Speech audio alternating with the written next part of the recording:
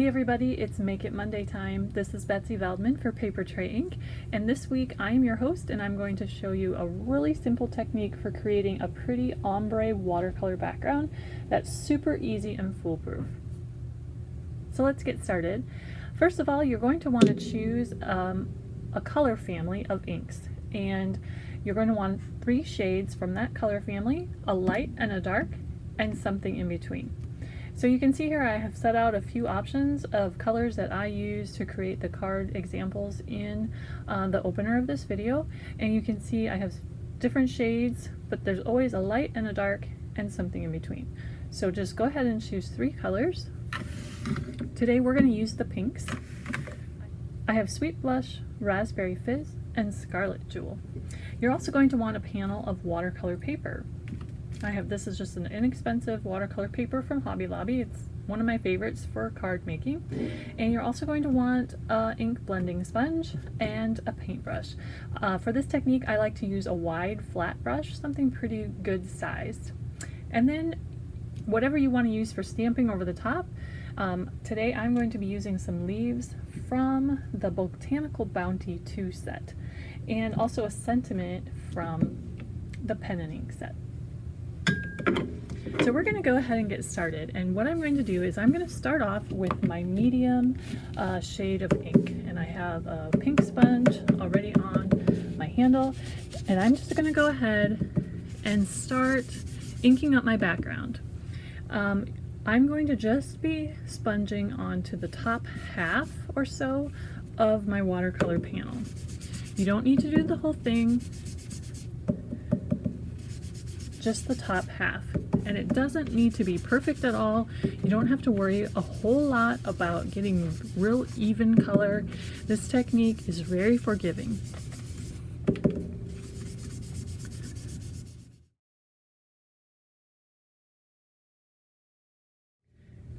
Okay, so now that I have a pretty good base of color using the medium shade of ink, I'm going to go ahead and switch to the darkest shade.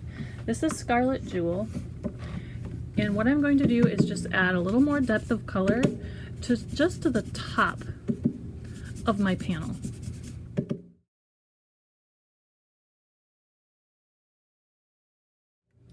Okay, so now you can see I have a really good depth of color right here at the top, and it just kind of fades. You can see it's not real even. I have some kind of blotchiness, but that's okay. It's going to get all evened out. So now what we're going to do is we're going to take our paintbrush and some just plain water, and I'm going to go ahead and wet my brush.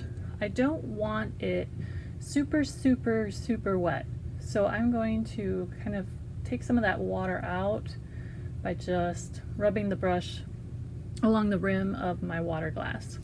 So it's not dripping, not super saturated, just nicely wet. More than damp, but also not dripping either. So then what I'm going to do is I'm going to take this and I'm just going to make downward strokes starting at the top. And it's almost like magic. And try to resist the urge of overworking it.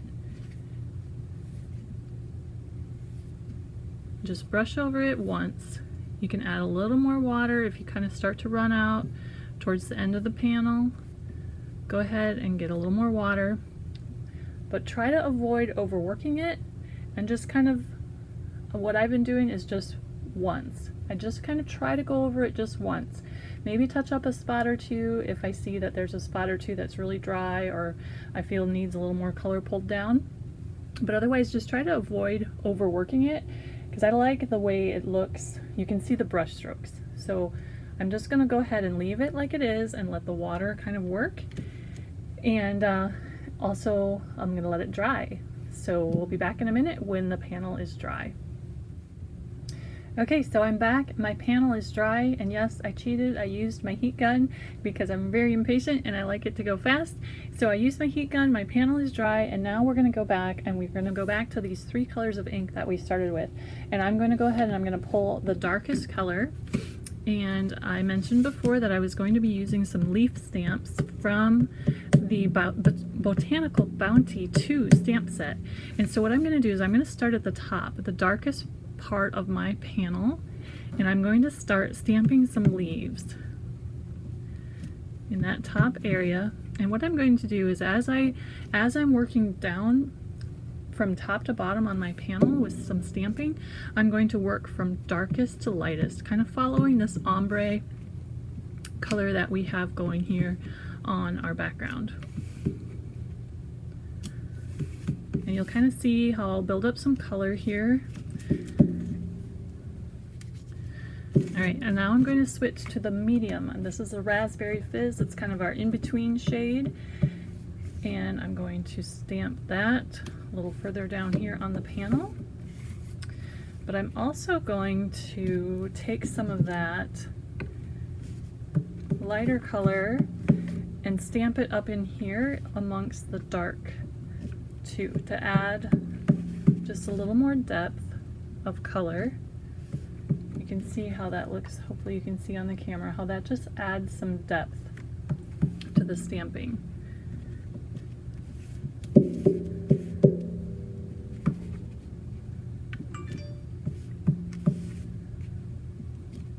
Alright, now I'm getting towards the bottom of the panel with our very lightest color, where it's really almost still white here along the bottom. I didn't pull the color all the way to the bottom. So I'm going to clean up my stamps and switch to our lightest shade, which is the Sweet Blush. And I'm going to use that to stamp here along the bottom edge.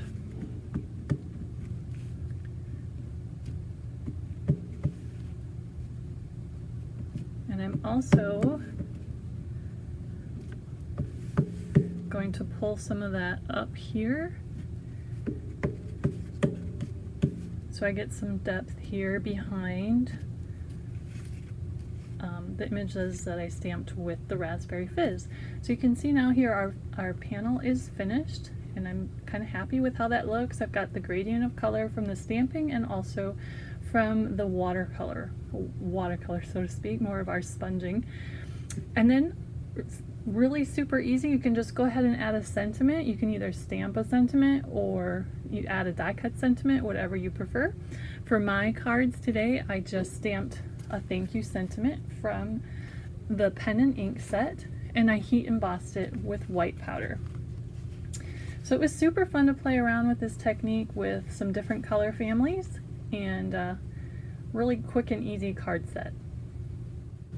Okay, so thanks for joining me, and I hope you get a chance to try out this super easy technique, and I think you'll enjoy it. Thanks for watching. This has been Betsy Veldman for Paper Tray Ink.